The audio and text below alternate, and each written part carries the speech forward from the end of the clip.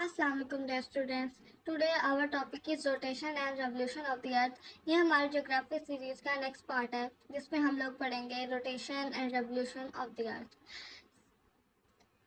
हमारे पास इसके ऑब्जेक्टिव्स हैं। At the end of the presentation you should be able to कि हम इस प्रेजेंटेशन और इस टॉपिक को कवर करने के बाद हम लोग रोटेशन, उसके इफेक्ट्स, रेवोल्यूशन और उसके इफेक्ट्स को बताने के काबिल हो जाएंगे। तो अब सबसे पहले हमारे पास क्या है, the earth's movement in the universe, के कायनात के अंदर हमारी ज़मीन कैसे हरकत करती है। As a planet the earth has two movements, के ज़मीन एक प्लैनेट होते हुए इसकी दो मूवमेंट्स है, रोटेशन और रेवोल्यूशन, जैसे कि हमारे टॉपिक से बात है। तो रोटेशन क्या है? रोटेशन ये है कि इसके अपने ऑन एक्सिस के गिर्द ज़मीन का जहाँ पर मौजूद है उसी का उसके गोल गोल घूमना क्या है, रोटेशन है। और revolution it orbits around the sun, sun के इर्द गिर्द एक ऑर्बिट के अंदर मूवमेंट करना क्या है, रेवोल्यूशन। तो आगे हम इसको डिस्कस करेंगे। तो इसमें है द अर्थ्स रोटेशन, कि ज़मीन की रोटेशन क्या है हमारे पास। The earth rotate around its axis every 24 hours, कि ज़मीन जो है अपने एक्सिस के गिर्द 24 घंटे में एक दफ़ा मतलब पूरा चक्कर लगाती है, उसके गिर्द घूमती है। अब ये हमारी ज़मीन है, ज़मीन के अंदर ये हमारा 23 डिग्री का एंगल है। हमारी ज़मीन बिल्कुल स्ट्रेट सर्कल में है, स्फेरिकल में, लेकिन ये बिल्कुल स्ट्रेट नहीं है, ये स्ट्रेट खड़ी नहीं है। जब ये अपने एक्सिस जो है इसका वो 23.5 डिग्री के एंगल पे है, बिल्कुल ऐसे सीधा नहीं है हमारे पास, ऐसे नहीं आ रहा, हमारे पास ये टेढ़ा है, जिसकी वजह से हमारे पास बहुत सी चीज़ें देखने को मिलती हैं। तो जो हमारी ज़मीन है इसकी ये मूवमेंट दिन और रात की वजह बनती है। इसके it is also use for orientation, time zone. तो अब हमारे पास क्या है, डे एंड नाइट, कैसे हमारे पास दिन और रात बनते हैं इसके अंदर।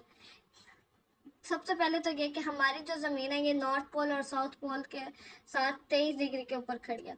अब नॉर्थ पोल और साउथ पोल तो हमारे पास ऐसे आते हैं, तो ये इस तरह टिल्ट हो गया। उस टिल्ट होने की वजह से हमारे पास क्या होता है कि जब ये 24 घंटे में ऐसा पूरा करती है, तो जब ये सूरज के पास जाती है तो इसमें हमारे पास दिन और रात बनते हैं।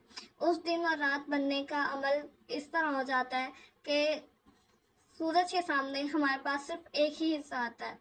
पहले जब हम इसको ये देखते हैं कि देखने का this rotation causes day and night as the sun's light only illuminate part of the earth's surface while the other part is in darkness, कि एक तरफ का हिस्सा सूरज के सामने आ रहा है तो वो सिर्फ एक हिस्सा ही उसको कवर कर सकेगा, दूसरा हिस्सा जो है उसकी तरफ अंधेरा होगा। थैंक्स टू रोटेशन, के रोटेशन के लिए वो वहाँ पर उसको, हाँ, रोटेशन की वजह से ही होता है ना कि अब दिन और रात आते हैं। अगर रोटेशन ना होती, ज़मीन फ्लैट होती, तो पूरा या तो सिर्फ दिन रहता या रात रहती।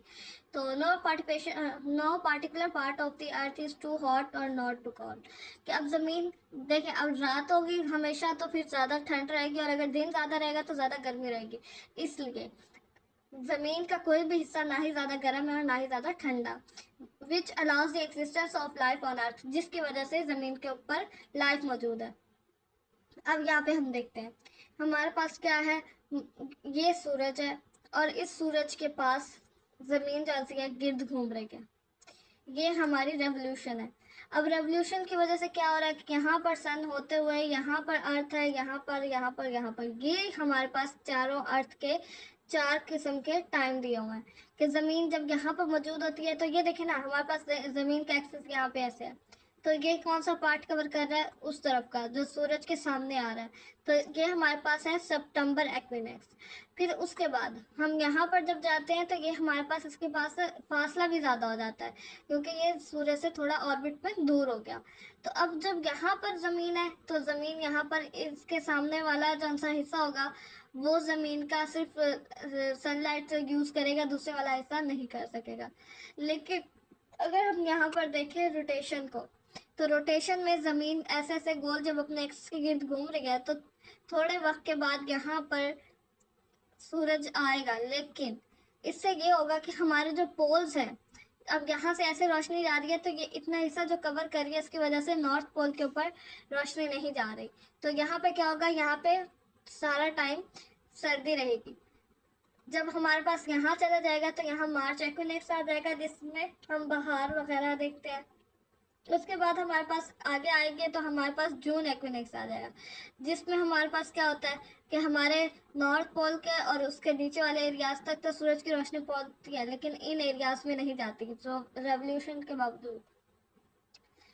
द अर्थ रेवोल्यूशन ईयर्स कि जो हमारी ज़मीन की रेवोल्यूशन है वो 365 डेज और 6 आवर्स में होती है। अब हम लोग क्या करते हैं, हमने सूरज की वजह से अपना कैलेंडर एक साल का 365 डेज का बना लिया, लेकिन अब हमारे पास ये बच जाते हैं 6 घंटे, जो कि हम लोग अब ना ही दिनों में ऐसे इसको ऐड कर सकते हैं, क्योंकि हमारे पास एक दिन 24 घंटे का होता है। तो हम लोग क्या करते हैं कि हम 365 डेज का एक साल बना देते हैं, और पूरे 4 साल के बाद हम इन 6 घंटों को उसमें ऐड करके एक लीप ईयर बना देते हैं, जिसमें 366 डेज होते हैं।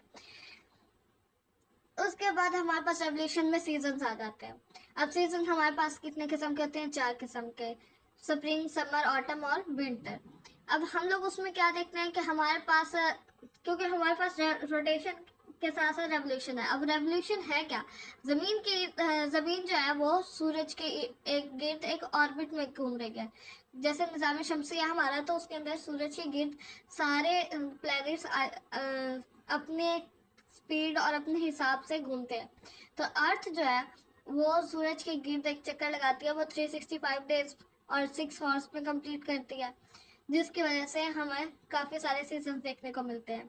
ये देखो, जो हमने अभी पीछे पढ़ा कि हमारे पास सूरज के सामने जो हिस्सा आएगा वो सबसे ज़्यादा उस टाइम हीट लेगा, तो वही उस टाइम पे उस, देखो ना, यहाँ 23 मार्च के अंदर, यहाँ पर सितंबर है, 23 सितंबर में सूरज के सामने जो हिस्सा आ रहा है वो ज़्यादा गर्मी ले लेगा। उसके बाद यहाँ पर आ जाएंगे तो फिर यहाँ पर 21 दिसंबर पे हमारे पास ये होता है कि फिर हम लोग उस हिसाब से हमारे सीजन्स बनते हैं, और उस हिसाब से साल के अंदर अगर रोटेशन और रेवोल्यूशन ना होती तो दिन और रात के साथ साथ हमारे पास सीजन्स भी नहीं होते, क्योंकि हम सूरज के गिर्द, जब जमीन अपने एक्सिस के गिर्द भी घूम रही होती है और फिर सूर्य के गिर्द भी घूम रही होती है, तो जिसकी वजह से जमीन का हर कोना, हर हिस्सा सूरज की रोशनी लेता है। अब when the earth is on it's closest point, कि जब जमीन अपने सूरज के बिल्कुल क्लोज आ जाती है या क्लोजेस्ट पॉइंट पे होती है, तो वहाँ क्या कहते हैं, इक्विनॉक्स। अब the sun rays are vertical at the equator, बिल्कुल सीधी सन रेज आ जाती है जमीन के ऊपर, और वो बिल्कुल हाफ हिस्से को रोशनी देती हैं। Spring equinox take place on the 21 March and autumn equinox on 23 September. इसके बाद हमारे पास यही चीज़ें आगे हम लोग फर्दर डिस्कस करते हैं कि when the earth is at its further point, कि पहले तो हमने सबसे करीबी पॉइंट देखा ना, अब जब सबसे दूर होगा तो हम क्या करेंगे, वही कॉल इट सोलेस्टिस। हम उसको क्या करेंगे, पहले हमने इक्विनॉक्स पढ़ा, अब हमने क्या पढ़ा, solstice. It is when the sun rays are vertical at the tropics, के पहले तो इक्वेटर के ऊपर आ रही थी, अब ट्रॉपिक्स के ऊपर आ रही है। अब देखो ना, जमीन टिल्ट हो गई है इसमें, पहले वाले में जमीन सीधी थी, अब जमीन टिल्ट हो गई है सूरज के साथ, सूरज के इस डायरेक्शन में है कि हमारे पास ट्रॉपिक्स आ रहे हैं आगे। तो ये जब उसके उसमें हमारे पास क्या आता है, समर और विंटर सॉलिस। ये हमारे पास समर कब होता है, 21 जून को, और विंटर 21 दिसंबर। हमने ये चीज़ें याद रखनी है। और the sun's rays are vertical at the tropic of cancer, कि देखो ना, जब विंटर सॉलिस्टिस है तो हमारे पास ट्रॉपिक ऑफ कैंसर है, यहाँ पर जो ऊपर वाला है, इक्वेटर से ऊपर वाला पार्ट है, विंटर सॉलिस्टिस में उसके ऊपर सूरज की रोशनी ज़्यादा जाएगी। जबकि हमारे पास समर सॉलिस्टिस में ट्रॉपिक ऑफ कैंसर के ऊपर, ये कैंसर और ये Capricorn. Importance of the tilt of the earth axis, कि जमीन के टिल्ट होने की वजह से हमें क्या फायदा होता है, ये इससे हमें ये फायदा होता है कि क्लाइमेट जोन, हमारी ज़मीन का क्लाइमेट जोन, या हमारी ज़मीन पे मौसम, देखो सीजन्स और डे एंड नाइट होने की वजह से हमारा एक बेसिक क्लाइमेट है हर जगह का, जिस हिसाब से जिस जगह पे जितनी रोशनी मिलती है उस हिसाब से उसका क्लाइमेट होता है, या उसकी जगह के मौसम होता है, कि वो एक पैटर्न के हिसाब से।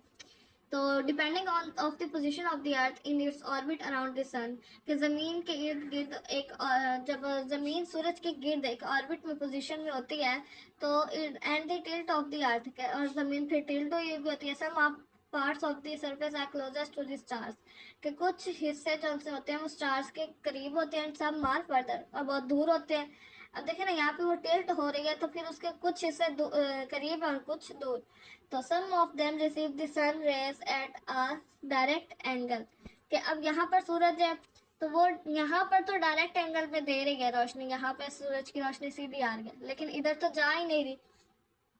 तो इससे क्या होगा, because of that different part of the earth surface receive very amount of solar energy, कि इसकी वजह से ये होता है कि हमारी जमीन के अर्थ सरफेस जो सी है उसके ऊपर हर जगह पर different amount of energy receive होती है। ये हमारा क्लाइमेट जोन है। क्लाइमेट जोन हमारे लैटिट्यूड्स के हिसाब से होता है। ये हमारा इक्वेटर है, इक्वेटर से ऊपर और नीचे 23.5 डिग्री तक हमारे पास क्या होता है, ट्रॉपिकल जोन, जो कि सबसे ज़्यादा गर्म हमारे पास कहा जाता है जोन। फिर इसके बाद टेम्परेट जोन, जो कि मॉडरेट जोन भी होते हैं। ये हमारा 66.5 डिग्री तक दोनों तरफ से होता है, इधर नदरन और इधर सदरन। तो उसके बाद पोलर जोन या फ्रीज जोन, तो ये हमारे जो होते हैं ये बिल्कुल बर्फ से ढके हुए होते हैं, इसलिए इनको पोलर या फ्रीज जोन बोला जाता है। Thank you for watching. Please like, subscribe and share my channel to other. और आपको कोई भी किस्म का मसला हो तो आप मुझे कॉमेंट